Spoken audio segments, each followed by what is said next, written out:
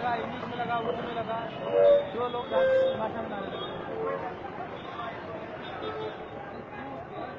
अरे मुसलमान सदस्य, मुसलमान सदस्य